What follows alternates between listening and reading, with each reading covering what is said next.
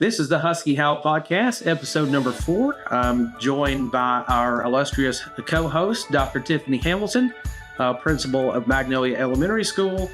And our guest today is Coach Jeff Mauldin, head coach of the Hewitt-Trussville Huskies, fresh off a state championship, 2026, 34 wins, I think 9 losses on the year, and number 1 in Class 7A. That's the only stat that matters. Coach, how's your summer going after all of that took place? Well, it's going good. Celebrating the state championships is always good. Just really busy. Had 2 days off and started our travel circuit. So I've been on the road more than being home. So it's nice to be home for a change right now. But it's really good. I mean, we had our banquet last night. Had a good turnout for that, and just different things we've had to do or got to do with the community as far as celebrating. We were part of the 4th of July parade. I saw that. They've invited us to Dog Days, August the 1st, to be on stage and be there. I think they want the trophy more than me. But it's been good. I think the kids have enjoyed it. I think it's been really good for our community. You got to see our community come together there the last several games. And, yesterday I was in Taziki's and was getting a gift for one of our parents for a banquet for doing a lot of stuff. And I ran into a senior that he graduated in 2013, Brett McCarty. And he was on my first team. I was here 14 years ago. He was a senior on that team that made it to the state championship and we got beat and by Pelham. And just running into him, and he drove back from Florida. He's now moved back here working at Faith, but he drove back to watch us play in the semifinals, and he graduated 13 years ago. Wow. So that's pretty. We're just catching up. So just stuff like that. I think when you win, not just baseball, but when girls basketball, when Tanya Hunter was doing her thing, and football, softball, when you win, the community kind of wants to come support that. And I think that's what drew us here, was a community that wanted to be a part of winners, and just seeing the support. I remember, we won a state championship at Clay Chalkville, and we were really successful at Pelham. About our first year here when we started winning, and you saw the people out in the outfield, and you saw people in the community, or you go to Home Depot and people wearing Hewitt baseball playoff T-shirts, and that's what drew us here 14 years ago, right? And it's just kind of continued, and it's a special community to be a part of, and just to see the support for our players and our students is, I never saw it at the other 2 schools like I see it here. We were supported, but this is a whole nother level of support. I mean, you got kids jumping walls, running on the field and stuff. I've never seen stuff like that. The first time it happened, I'm like, what are they doing? Right. And Coach Shrub was like, Coach, let it happen. Let it happen. And so that's kind of our thing now, is kids storm the field when we win big games. And it's not just your coaches and your players celebrating the win. It's the community celebrating the win. So I think that's different.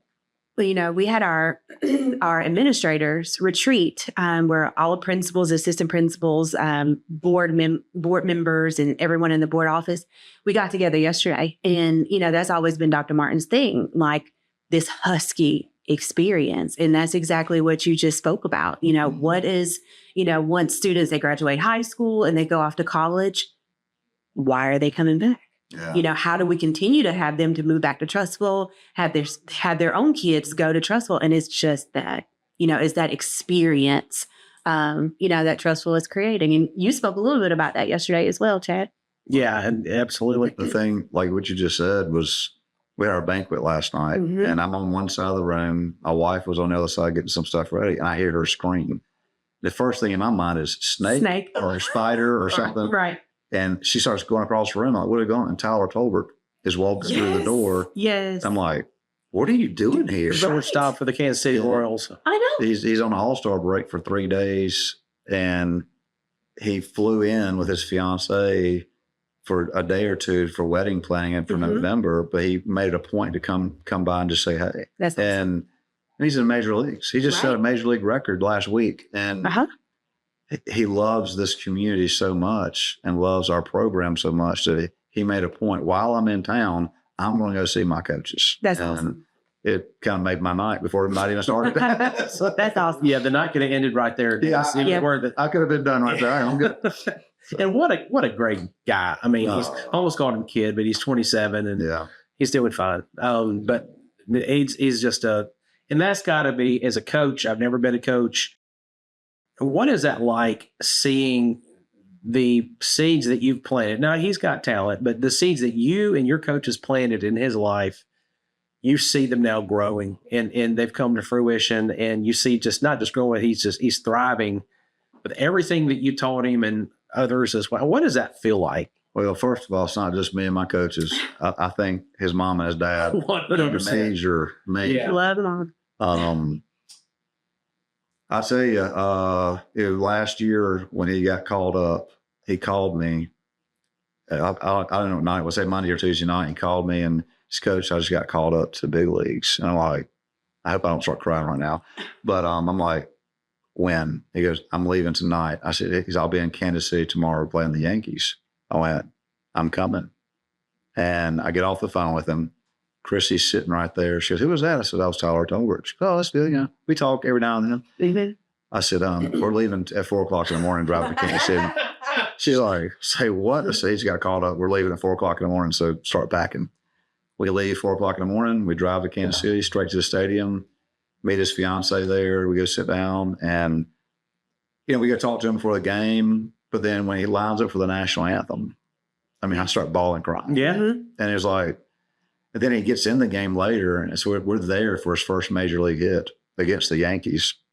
And the next day we get back to the stadium, and I'm thinking, okay, I'm gonna be cool right here. I'm gonna be good. Yeah. He lines up for the national anthem again, flushing down again. Like, oh my gosh, it's unbelievable. Yeah. And not just that, but he took us down below, down where all the families are, and saw that. But then later last summer, we took our entire staff to Kansas City for a weekend series. They're playing Detroit, and he got all our coaches on the field during fireworks. And I said at that time, I told him, I said, man, coached a long time, won multiple state championships, seen a lot of things happen.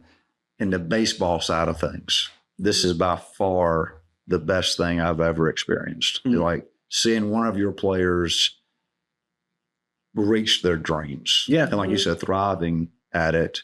But it's like, you want good things to happen to good people. Yes. And that's him.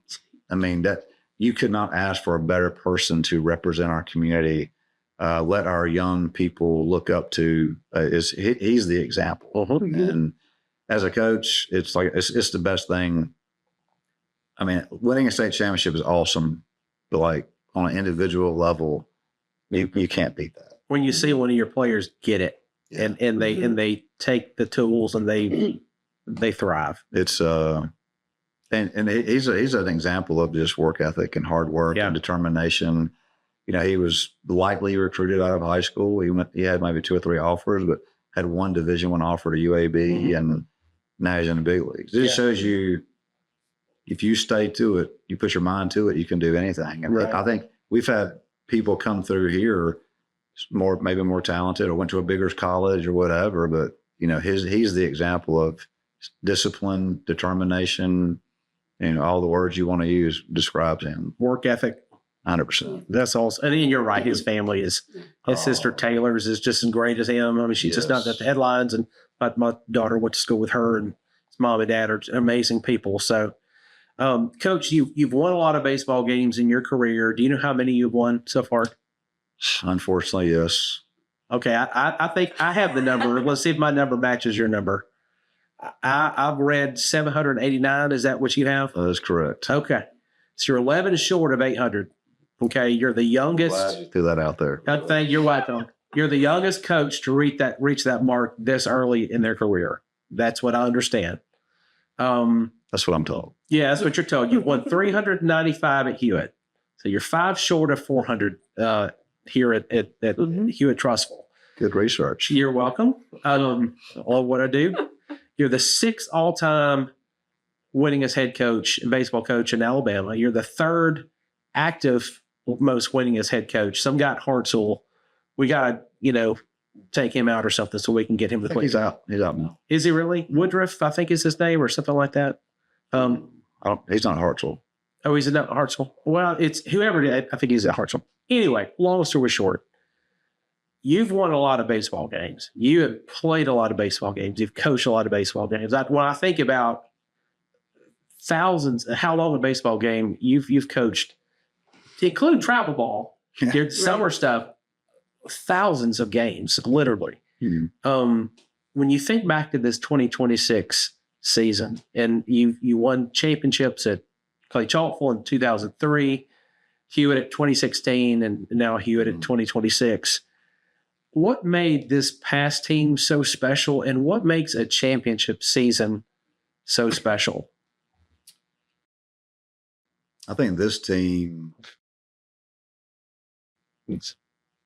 was more about a family atmosphere. I think, we had a parent meeting at the beginning of the season, and really the parent meeting was supposed to be about a fundraiser. We're going to try something different.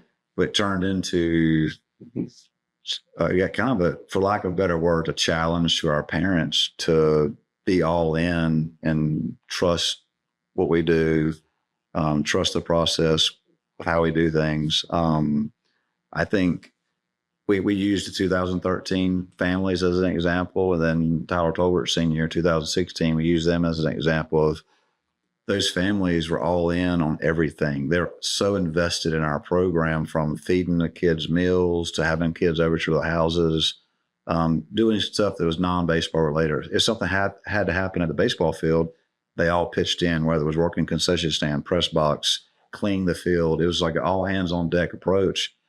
And then I think our parents, I don't know how, if they just accepted the challenge or they got together, I have no idea, but this is one of the closest parent groups we've had. And we had seniors, juniors, sophomores, and freshmen all on the team. So you had 4 years of people. You had kids that just moved in and just became new residents of Trussville. And it was like they'd been here for 10 years. Our moms and our dads, grandparents, brothers, sisters, it was unique. We started doing a Bible study at my house in the fall on Sunday nights. And then I got to see our players grow closer together, non-baseball, just hanging out at the house, whether it was praying together, eating together, playing PlayStation together, whatever, every Sunday night. And then I hear that the moms, all the players' moms, are doing a Bible study at the same time. I heard that like months into it. I was like, this is unbelievable. And then you get to the season, and your goal is always to win. I think that's the goal here. That's our standard, is you want to win a state championship. And, but this team was different. They're very resilient, had ups and downs in the year, faced some adversity. And I think all championship teams go through that. And for them to come out on top, the other state championships that I have won personally as a coach, I was a part of the celebration. I'm jumping on the dog pile. I was younger. I was quite young and dumb. But they'd have to get the chiropractor. Yeah, I was doing that. With this year, even when we beat Thompson in the semifinals. Yeah, I just watched. I watched our kids celebrate and just seeing the joy on their face, and even in the state championship, because we had the game in hand. Mm-hmm. I was able to know we're going to win this game. The out's going to be recorded. I'm going to watch the kids celebrate and just have that memory in my head. And just seeing their joy. They love each other. They love playing baseball together.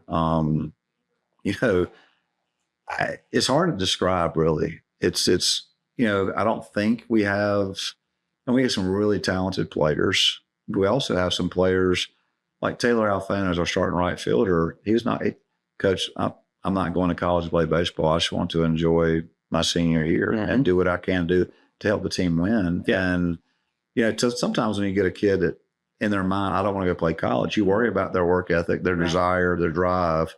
He was one of our hardest workers guys we had. He was one of our leaders. Lane Bilodeau, he got one of the teammates of the year awards last night. And he was more of a speed up runner, played very little, but without him and his attitude toward the rest of the teammates, we don't win. And then last night when we give him the award, there's a standing ovation of 200 people standing up for this kid. Yeah. That's what it was about. It wasn't about, I mean, Jace Riggins a really good player. Hudson Mitchell's a really good player. Kel McIntosh, really good players. But it wasn't about the kid going to Florida State or the kid going here or this kid doing this. It was about the team rallying around each other. And the players on the field knew how important the Lane Bilodeaus were off the field and vice versa. And I think that was the unique thing, just seeing a team come together as a family. And, funny story, Lane Bilodeau, there's a picture of him holding the trophy and them lifting him up. Well, 10 years ago, that was Tyler Tolbert. Same picture. I accused Lane of setting this up, but he didn't. Right. He sent that picture of himself to Tolbert. Oh, really? Tolbert calls him. Tolbert's in the major leagues. Right. Graduated 10 years ago. And he said, hey, when I come home this offseason, we're going to have a state championship dinner. We're going to take you 6 seniors who just won a state championship. We're going to take the 4 seniors who was with me in 2016, and we're all going out to eat to celebrate because there's only 10 people in the history of this school that won a state championship their senior year. And we're going to go celebrate it. And that, again, it goes back to the family part. Mm-hmm. A kid from 10 years ago wants to celebrate with these kids. And that's so cool. Yeah, I mean, it's the culture you want. Well, and that's the thing. But why do you think that is? Like, why do you think, like you said, you have somebody from 10 years ago and, you have this, what's driving that? What do you think is driving that? I see on your shirt, you have rise, conquer, repeat. Like, kind of what was your motto, your mission? Because it seems like everything you're saying has just happened so organically. Yeah. Like it wasn't intentional. It just kind of manifested. It kind of happened. Oof, that's a deep question. I think consistency matters. Mm-hmm. I think being the same person every day. Like I personally don't get too high, too low. I pretty much stay the same. I think the kids I think they need consistency. Yes. I think they need discipline. I think they want it. That's any kid. Yeah. I think they want it though. They won't admit it. Right. The parents won't admit it, but they want it. Right. And I think when you give it to them, I think it's just a healthy respect. A lot of, I think in our program, it's about growth. It's about relationships. Right. It's about growth and trust. But I joke with some parents because my kid's so scared of you and all this stuff. I'm like, well, their freshman year, they're scared to death. They open their mouth, even look at me. Their sophomore year, it gets a little bit better, mm-hmm. but it's still timid. Right. Their junior year, there's more comfort, but then their senior year, even though they're still high school, they're like friends. And mm-hmm. you open up. Now, I think you just build 4 years or even 5 or 6 years if they're in middle school. Mm-hmm. You should build relationships and where they trust us as coaches, we trust them as players. That's a great question. I think consistency of being you every single day, being the best version of you every day. Like we don't come in and blow them up. Yeah. We don't come in. I mean, there's times you got to do things to get their attention, but like, I guess too, like if I get on them, I move on. Like, mm-hmm. I think a lot of people, they expect you to hold a grudge. Yes. Almost. Like, he don't like me, right. or it's business, man. Right. Yeah. It's, they worry about the next day. Right. Well, the next day, I'm the same guy I was yesterday. And mm-hmm. I'm not worried about what you did. We fixed that. We're moving on. And I think they see that. I think when all heck breaks out in a game, they don't see any change in me. They just see the same dude. And I think that gives them some reassurance. All right, they're looking. Yeah, right. Calmness, confidence. Like, hey, we got this. Like we've been there, done that, and like, and I think we're very real with them. Like very real with their abilities, their roles. I think we're just honest, and we tell them, hey, accept it. I'm not gonna lie to you. I'm not gonna shoot you. Whatever. I'm not gonna make you think this. I mean, it is what it is, and I just think our kids, I've never really thought about that, how the consistency over the 10 years or however long is they're the same. I think there's a sense of pride being in our program and to get through the program, because not everybody can do it. Right. When Mitch Bibb, our trainer, first got here, I guess 2022 was his first year. Yeah, I love so. Y'all need to have him on this. And we may. But he comes in and he talked to somebody outside about coming and talking to our team, like a guest speaker. Mm-hmm. And this person told Mitch, I want to talk to that team. She goes, I hear that you should get a certificate on the wall just for being on the team. Yeah. Because it's so difficult. It is. We're very demanding. Like we worked out this morning, we work out all summer. And most baseball programs, they don't. They give the kids off a summer or start halfway through the summer. Mm-hmm. You know, we're in week 6 of our summer training. And it's I do think we got to do things different here because we are smaller 7A or now 6A school. Yeah. And I want to get to that. Yeah. Because we are a small, like if we were an SEC team, we're like an Ole Miss compared to the bigger schools that are like the Alabamas and the Georgias, and in terms of size, in terms of the number of bodies we have. And that's what makes it so impressive to me, the consistency that we're talking about. Because like you said, every year, I was talking with our AD, Lance Walker, and we were just talking about great teams in different sports, but every year you can just predict what the team's going to look like. Okay, they're going to be able to run the ball. They're going to play defense. They're going to be able to hit. They're going to be able to pitch. They're going to be great base runners, whatever. It doesn't matter what players we have. Your team looks the same every year. And there are some teams that are more talented than others. Last team's your team was amazingly talented. And I would say from an untrained eye, probably maybe a smidge more talented than this year's team. But in order for a championship to happen, there has to be that it factor, and this team for some reason had it. But it's the amazing thing to me though is how your teams look. They look the same every year. I mean, they're going to be able to bunt. They're going to be able to play small ball if they have to. Where did you learn this? Who was your influence to put this monster in place and just feed it every year? And I know I'm oversimplifying because there's a lot more to it than that. Yeah, like my mentors growing up, or not growing up, but like Jim Case was my pitching coach at UAB. Just retired a couple of years ago from Jacksonville State. He took me under his wing in college, and I got hurt and missed a year, so I got to spend a lot of time beside him in the dugout learning. And then they hired me as a graduate assistant after I graduated, and spent bus rides and practices. I learned a lot from him. Man, he's kind of what we did at UAB, even though it was a long time ago, it still works today. We still use it. Then when I got to high school, I actually called Coach Case and said, hey, I've never been in high school. I've never been a high school coach. I've been in college. And he said, I said, who do I talk to? And his first name he gave me was Sammy Dunn, who was at Vestavia, won 9 state championships, 7 in a row. Probably the greatest high school baseball coach ever in the state of Alabama. And what Sammy did for me, he didn't want anybody knowing he was talking to me. He wanted to keep it kind of quiet, but he told a mutual friend of ours, we played him in a Jefferson County tournament and we were fortunate enough to win. But he told a mutual friend, he said, hey, that kid at Clay is going to be really good. And my friend called and said, man, I got something to tell you. Like Sammy Dunn spoke, and I was like, really? Like I was 20 whatever years old. Yeah. And then he started talking to me and walking me through. I would call him, and I gotta keep it clean. We were playing Hoover in the playoffs when I was at Clay, and I called Sammy because they were rivals.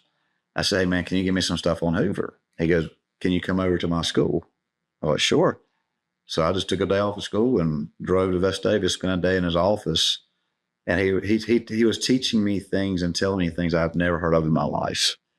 And I had a headache when I left his office, and I felt like I knew nothing about baseball. And I went back and we started implementing some things that week in practice for Hoover.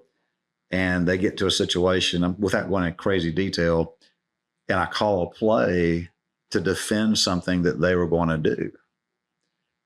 And when it happened, the Hoover coach he's coaching third, turned to me, screams at me with some language, you've been talking to Sammy Dunn, blank.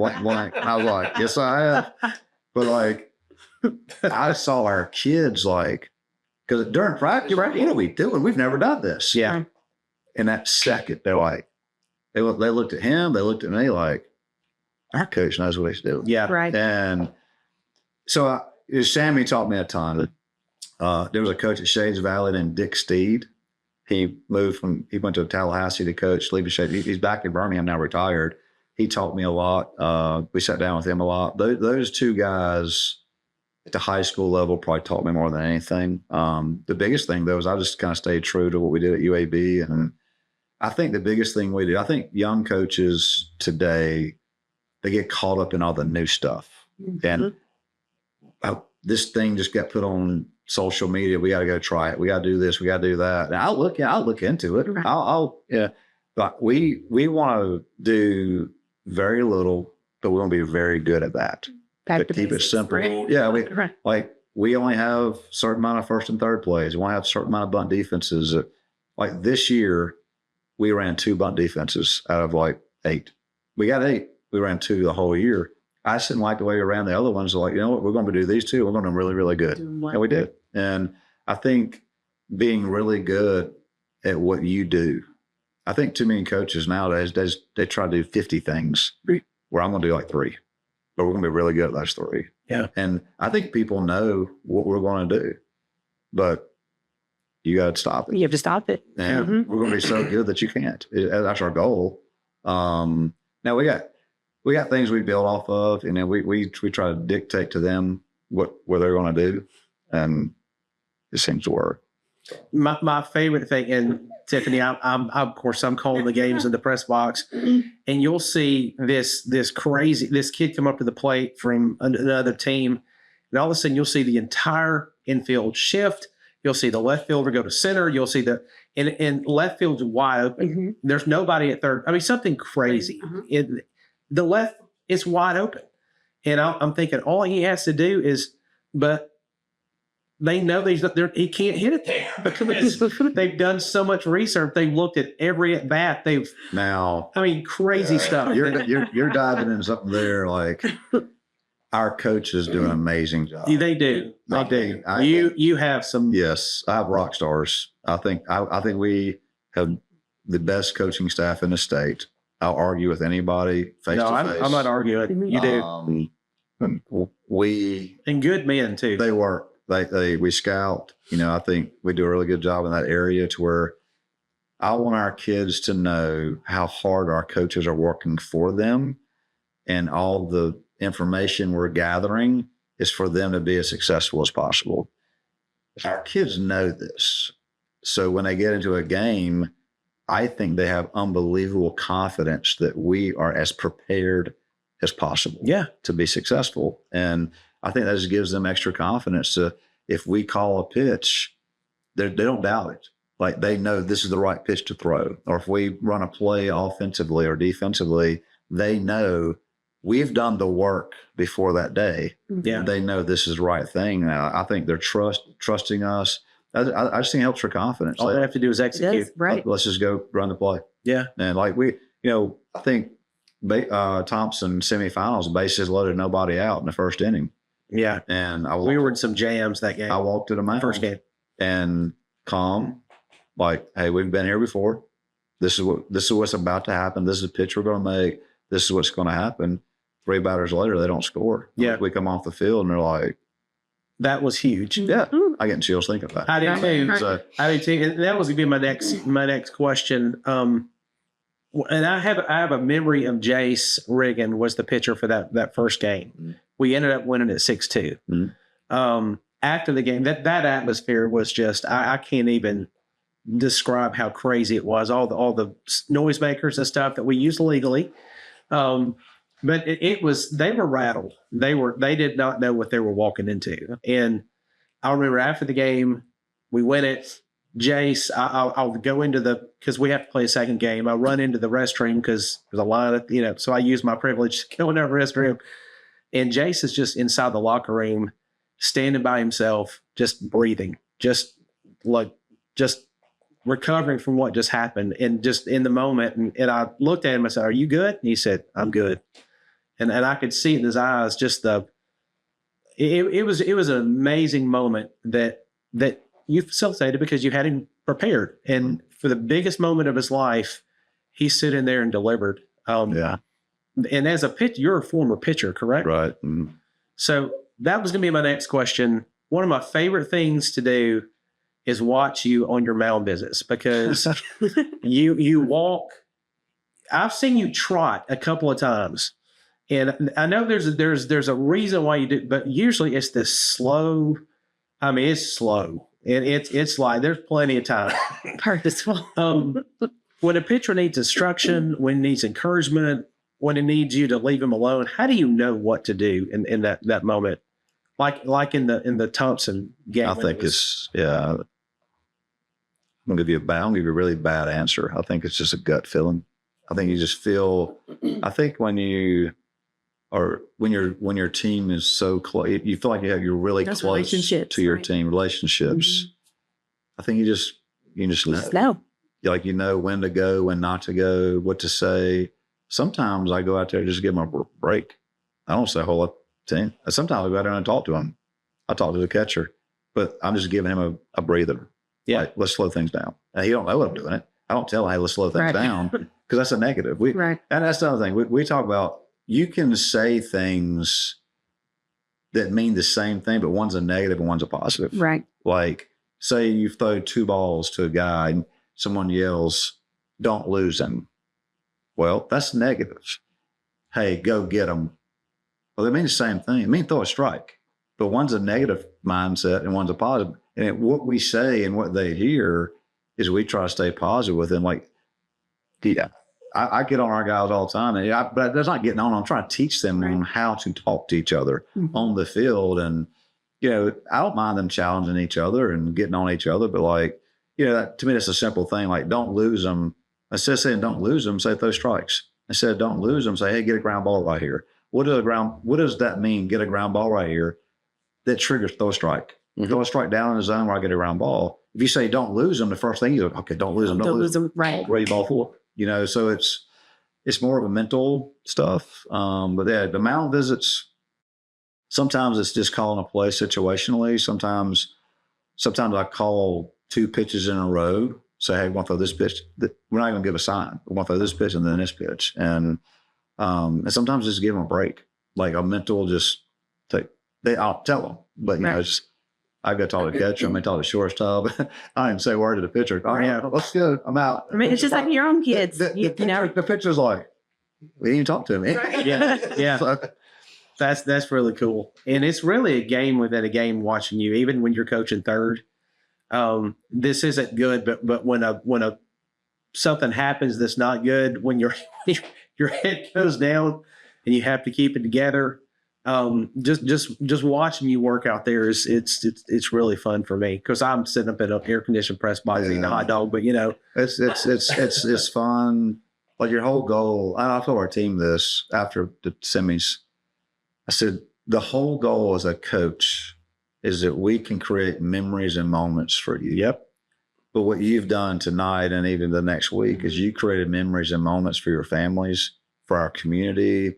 Like I said this last night at our banquet, I said, I hope 10 years from now that when everybody looks at these pictures or these videos, you just smile. Mm-hmm. Like you've created a moment in time and a memory that will last forever that you should be proud of. Yeah. Like, Lance said this last night, I think we're at 100 years of our school. You got 2 baseball state championships in 100 years. You have only 23 combined state championships in every sport in 100 years. Like, this is special, So I think seeing the fans, like the kids jumping the fence, those kids aren't on the team, but that's something they're going to remember forever. Yeah. They're going to tell their kids, you won't believe what I did in high school. I jumped a fence around the field. Yeah. I mean, you just created a memory that's going to last forever for these people.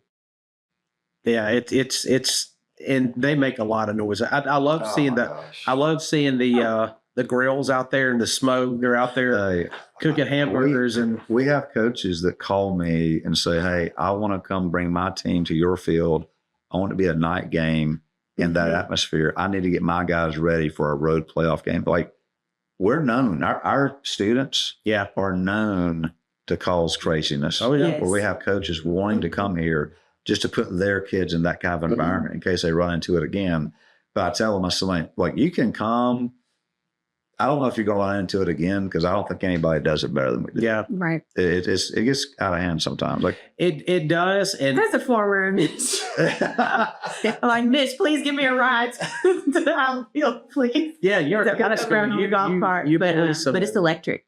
it's fun. It's electric. sometimes it's a very fine line. We're playing. Agree. One of my best friends at Mountain Brook, Lee Gann, and we're playing them. This is 5 or 6 years ago. We're playing them, and I'm coaching third. He calls time, goes home, played on. What's he talking about? Umpire calls me up there. He says, "Hey, Coach, Lee says that they're throwing ice at the left fielder." I'm like, I looked out there, like, there's no ice out there. Well, let's walk out here and look. I'm like, okay. So we all walk out there. There had to be 100 ice cubes laying around this kid. I was like, hey, guys, don't throw ice. I mean, Right. I mean, we don't hurt anybody, but they get a lot of hand. One time in the playoffs in Hoover, they had a fishing. They're in right field this time. They had a fishing rod, and they were like throwing like hot dogs out there, reeling them in. And well, they get the fishing line from right field. They throw it across and get stuck on the bullpen fence. oh my gosh. For 2 innings, this isn't any playoffs against Hoover. I'm like, I could see the fishing line in the field of play for 2 innings. And I can see they're trying to get it off. I'm like, oh my gosh. So George, one of our coaches, go get your guys. Right. But they have a blast. And we need them. It's fun. Oh my gosh. We don't win without our fans. Yeah. Like, we're good. They even when we went to Tuscaloosa County, I feel like our fans took over their stadium. Oh, yeah.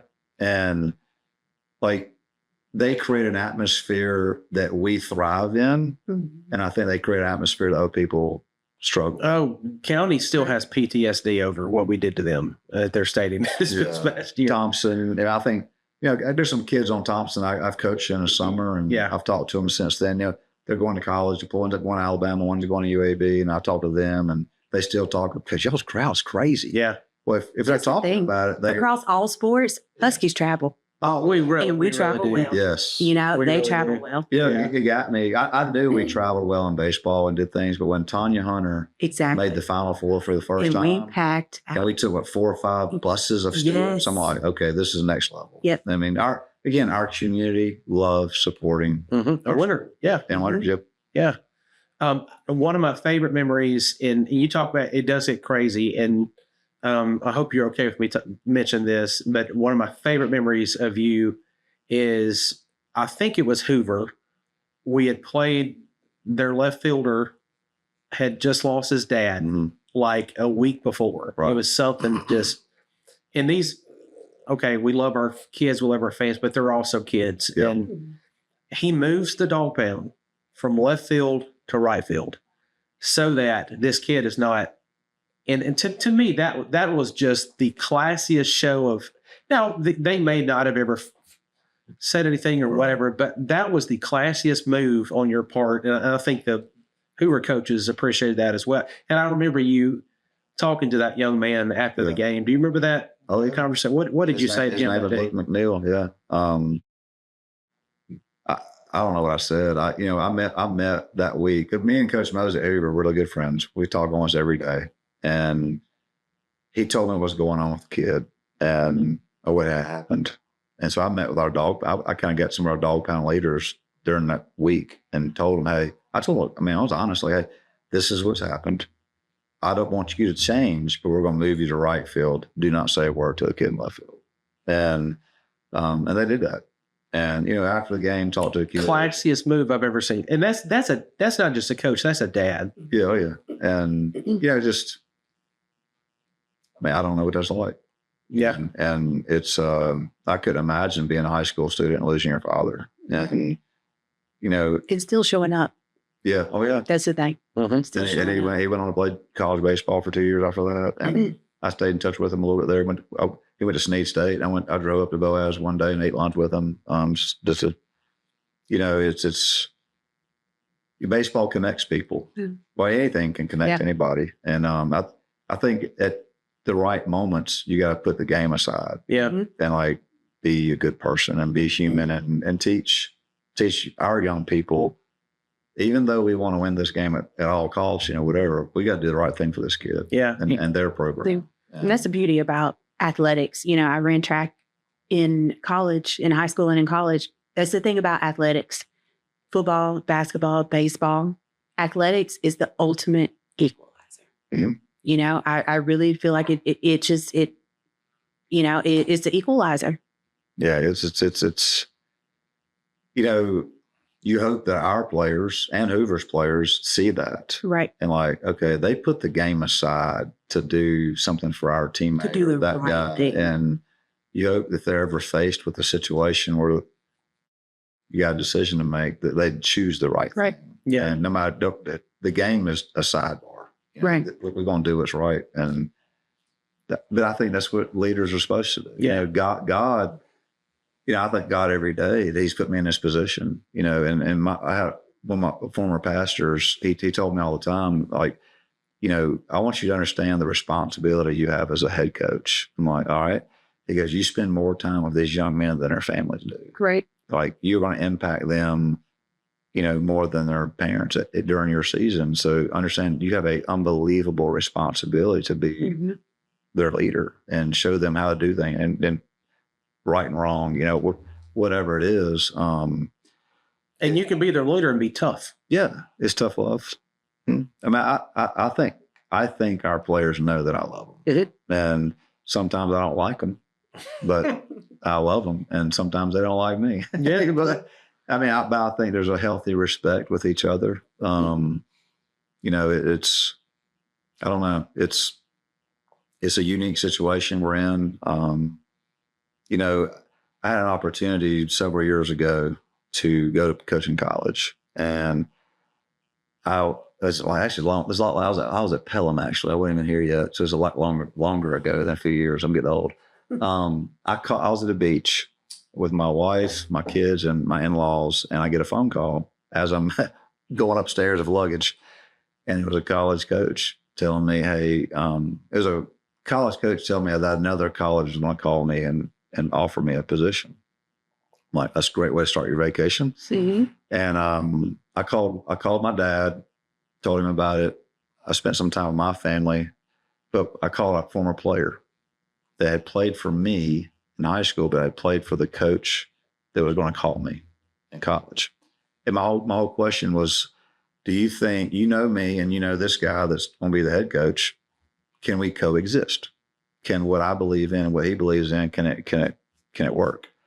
I said, I'm leaving in 3 days. I said, I want you to think about it for 3 days. I'm going to call you on the way back home, and I want you to answer the question. Because I had to interview the next day or whatever, not a real interview. So I called him 3 days later.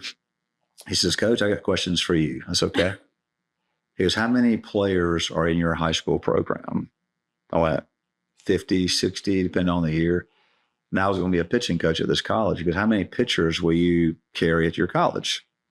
12, 16, I don't know. He's okay. He said, you have an opportunity every day to impact God's kingdom, 50 to 60 kids. In college, you're going to have an opportunity to impact 12 to 16. Then he said this, he goes, but let me tell you something. He goes, I am the man I am today because you were my high school coach, not because he was my college coach. Most guys in college, they've already figured out what they want to do. Yeah. They're going to do things. You may impact 2 or 3. Yeah. But you have an opportunity daily. You're more of a manager and coach than college. 50 to 60 kids. And it hit me like, okay, this is what I'm supposed to be doing. Mm-hmm. And I went to the college the next day already knowing I wasn't taking the job. And the meeting was an hour, but the conversation about the job was like 2 minutes. Really? We just talked and we were friends.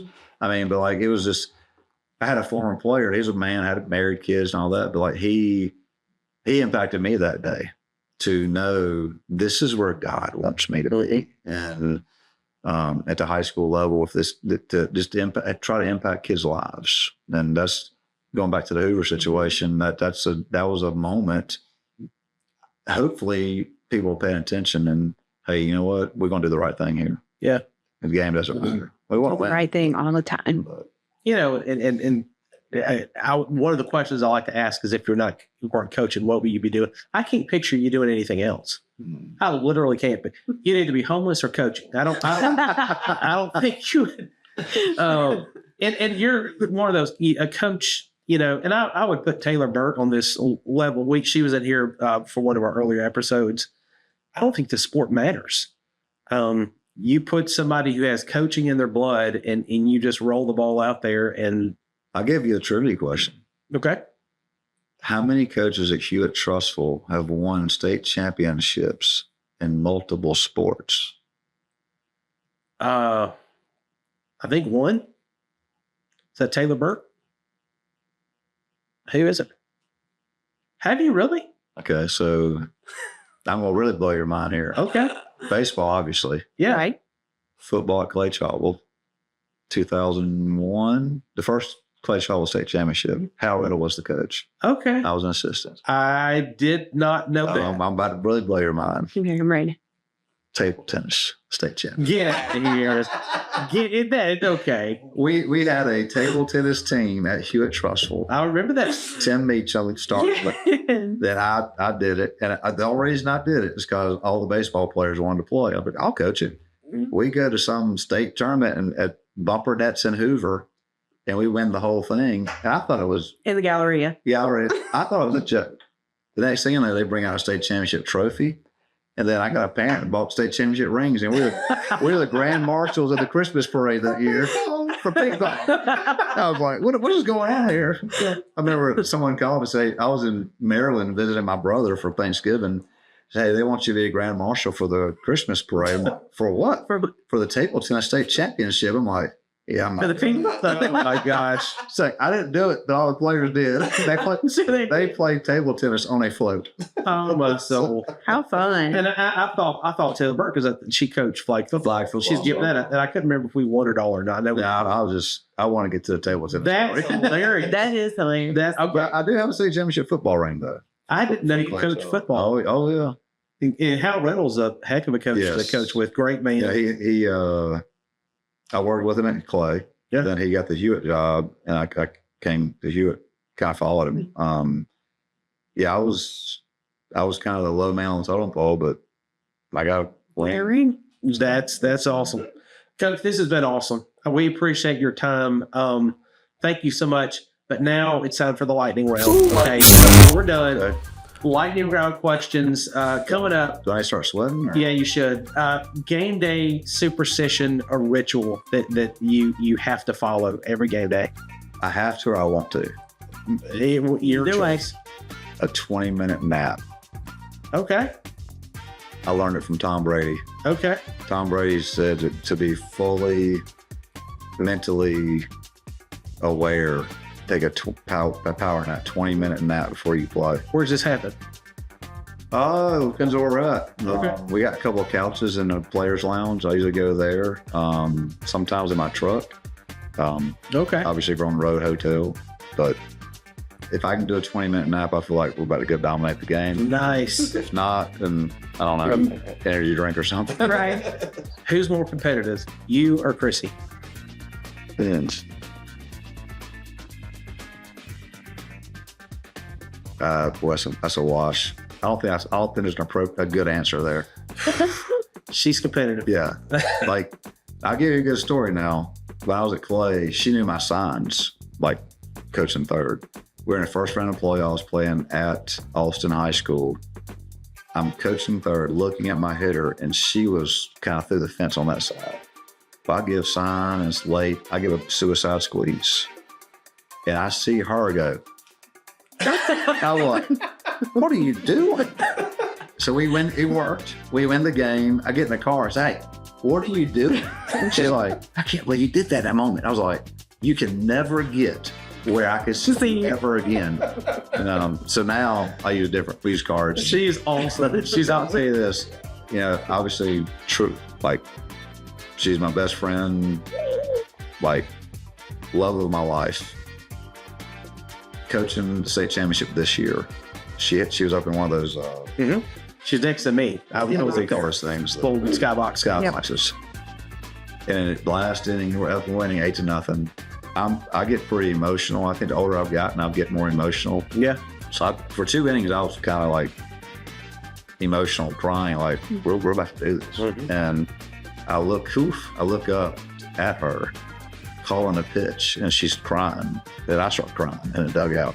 I'm like, I'm doing like this. The kids can't see me, and yeah, she's competitive. Yeah, she loves what we do. Like when I say we, it's not me, it's us. It's a truly a family thing. My daughter was in Greece, and she's FaceTiming us from Greece at 3 a.m, you know, after the game. And obviously my son and my other daughter were there. My son's in the dugout with us. Yeah. So it's to be, I want to say me, but she'd do something to me. If you ever need an assistant coach, I've been in the press box. She can do it. She can do it. Yeah, she straight up can do it. All right, favorite pregame meal?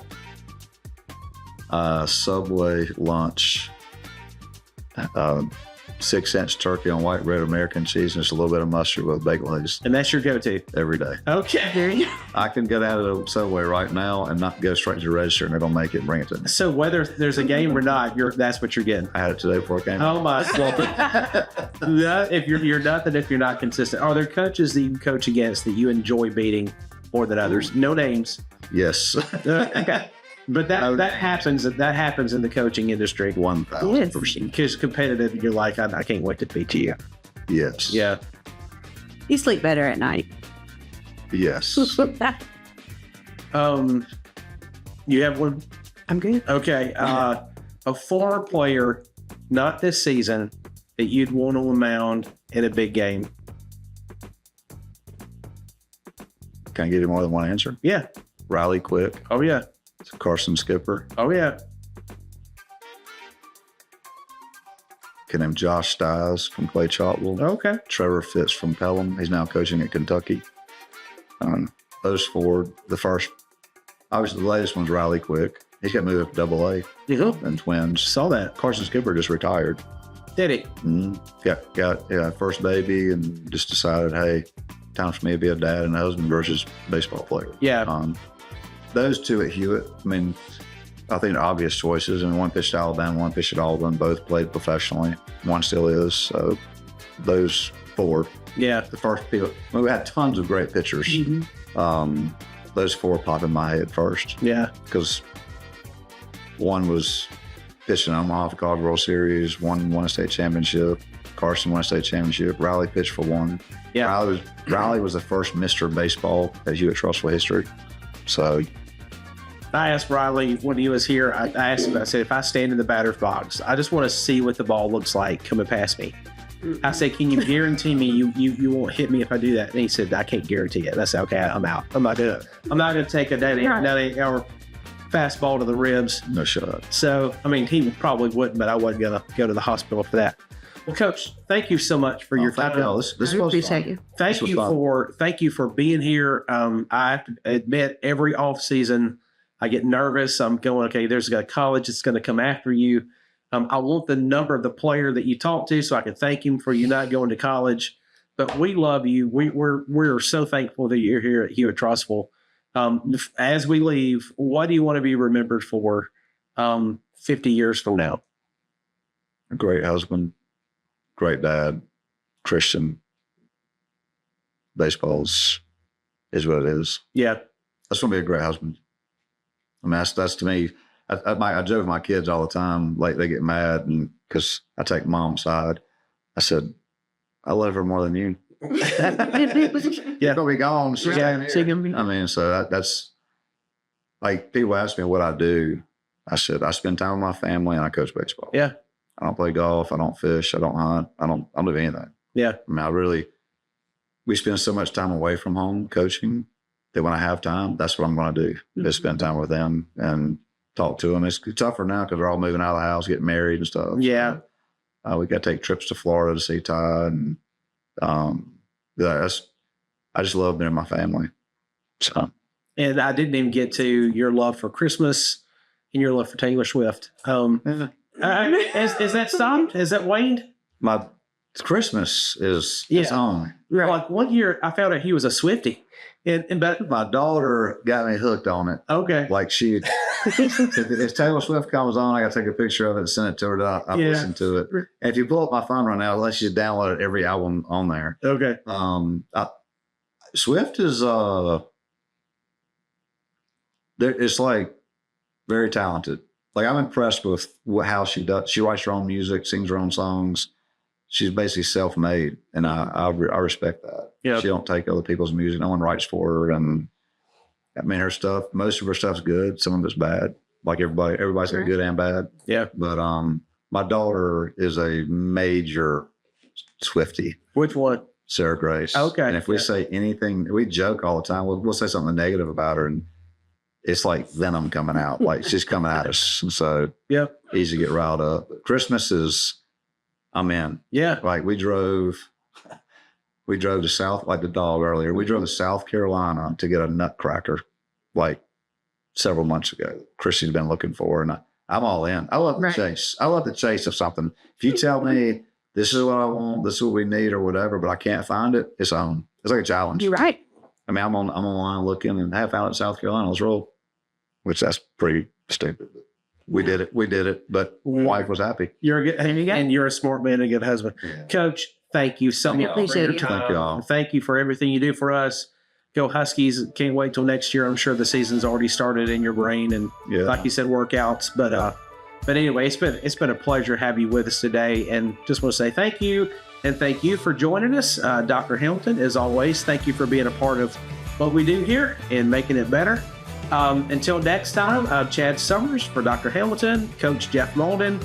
This is the Husky Howl Podcast.